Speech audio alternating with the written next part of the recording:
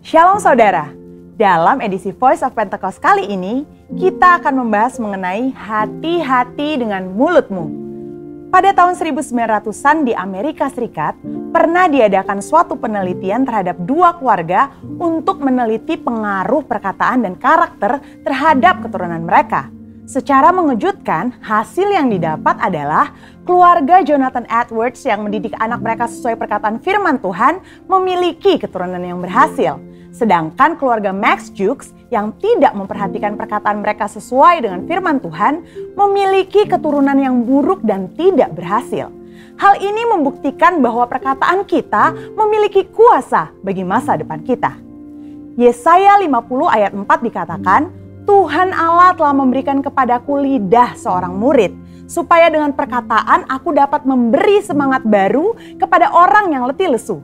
Setiap pagi ia mempertajam pendengaranku untuk mendengar seperti seorang murid. Pertanyaannya sekarang, bagaimana caranya agar lidah kita disebut sebagai lidah seorang murid?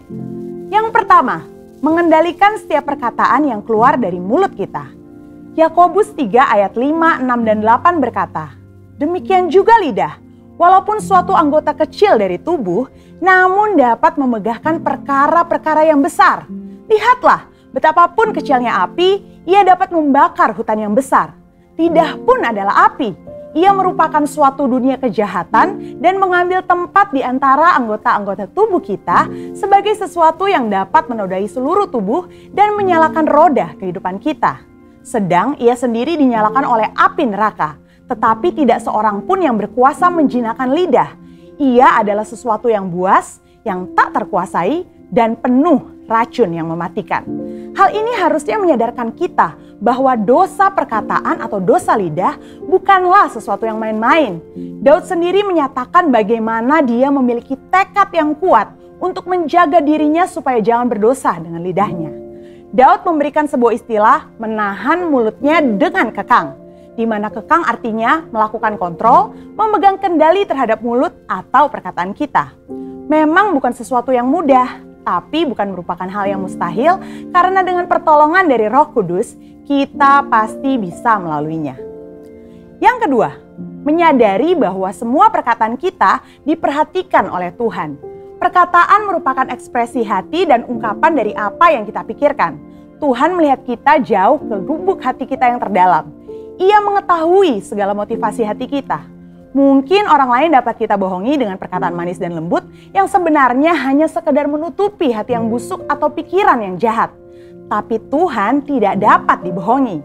Daud menyatakan dalam Mazmur 139 ayat 4, sebab sebelum lidahku mengeluarkan perkataan, sesungguhnya semuanya telah kau ketahui, ya Tuhan. Dalam konteks dunia modern saat ini di mana media sosial menjadi salah satu sarana komunikasi yang dipakai untuk mengungkapkan ide, pendapat, komentar, informasi, bahkan curahan isi hati, jari-jari kita sebagai alternatif lidah atau bisa dikatakan sebagai lidah yang menuliskan perkataan kita di medsos juga harus kudus. Jangan sampai jari-jari kita mengetikkan pesan hoax, yaitu berita sembarangan yang tidak terbukti kebenarannya, apalagi yang menimbulkan perpecahan, kebencian, kebingungan, bahkan penyesatan bagi orang-orang yang membacanya. Yang ketiga, mulut kita senantiasa memperkatakan firman dan puji-pujian. Salah satu cara efektif untuk menjaga agar kita tidak salah menggunakan perkataan adalah dengan menggunakannya secara benar, yakni dengan cara senantiasa memperkatakan firman Tuhan dan puji-pujian kepada Tuhan di setiap waktu, di setiap keadaan, di setiap situasi kepada semua orang. Sambil kita memuji-muji Tuhan, ingatlah apa yang Tuhan nyatakan melalui Yakobus dalam suratnya. Jikalau ada seorang menganggap dirinya beribadah, tetapi tidak mengekang lidahnya, ia menipu dirinya sendiri, maka sia-sialah ibadahnya.